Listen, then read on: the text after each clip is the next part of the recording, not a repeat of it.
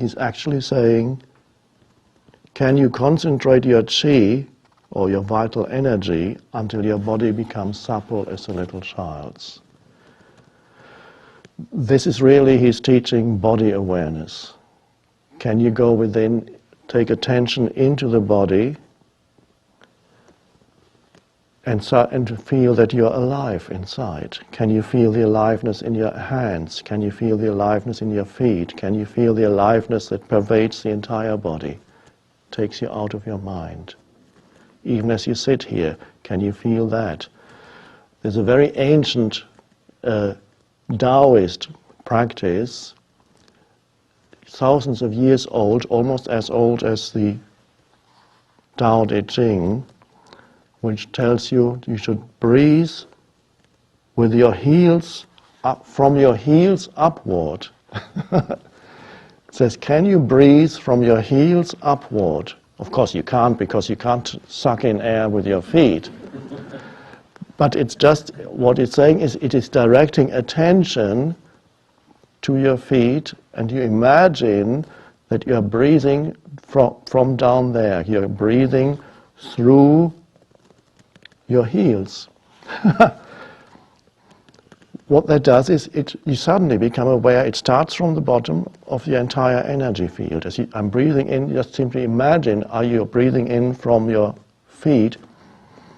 Energy starts to move in from down there. Imagine that you're actually breathing in from your feet, and then the energy of the breath flows into the body. A very ancient practice. That particular one I only discovered 2 days ago, that somebody, it's thousands of years ago, they recommended that already. And I said, oh, that's the inner body. That's what I was talking about, that I always talk about. Can you cleanse your inner vision until you see nothing but the light? That is perhaps a somewhat obscure, although there's light in it, but to the mind it's a little obscure. What do you mean, cleanse your inner vision until you see nothing but the light? The light is the light of consciousness.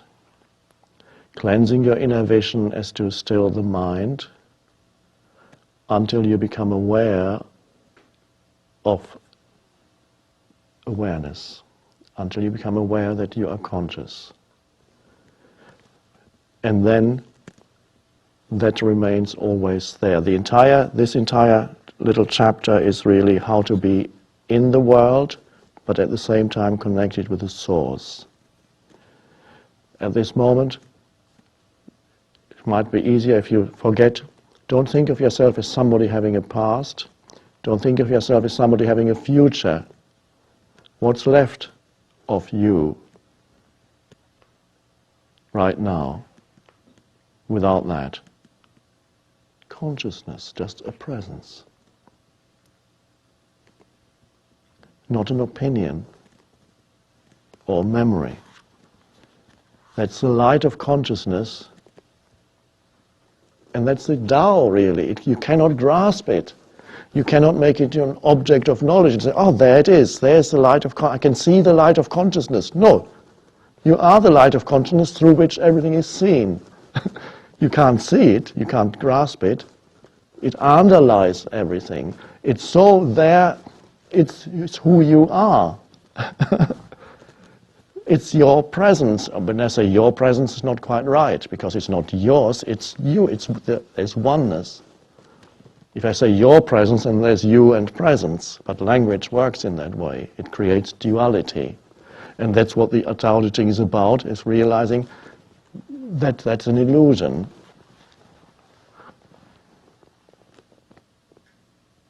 Can you love people and lead them without imposing your will?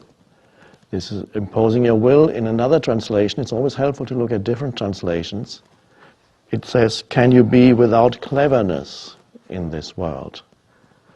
I talk about cleverness in one of the books, that the ego is clever because it tries to work out some advantage for myself or for us. It has its little schemes.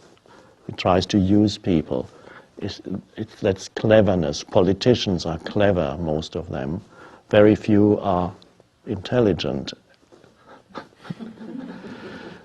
PhD doesn't mean you're intelligent. Well, whether they have PhDs or not, it has nothing to do with that.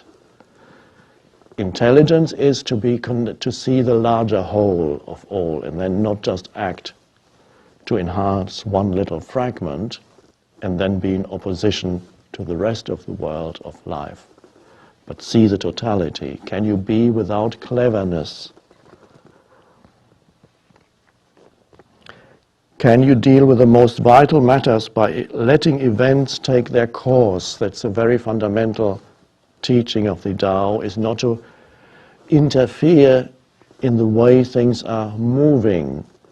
And even if, so you don't, there's no violence whatsoever. And that's of course beautifully practiced in all martial arts. In martial arts, the opposing energy that is coming towards you is not resisted. This is deeply influenced by the Tao Te Ching, non-resistance, going with the movement of life. The Western approach is somebody comes towards you and you hit back. It comes towards you and you go, oh! And the Eastern is, the force is coming towards you and you go with it. And then suddenly your opponent falls. The very energy of that attack movement is used to defeat the opponent. You have not opposed it, you go with it. There's almost, we can say, no violence in it, and yet extremely powerful. And that can be applied in many things. It can be applied in daily life, in not getting involved in useless discussions, not identifying with mental positions of rightness. I'm right and you are wrong. And then you start, this energy is totally takes you out of yourself.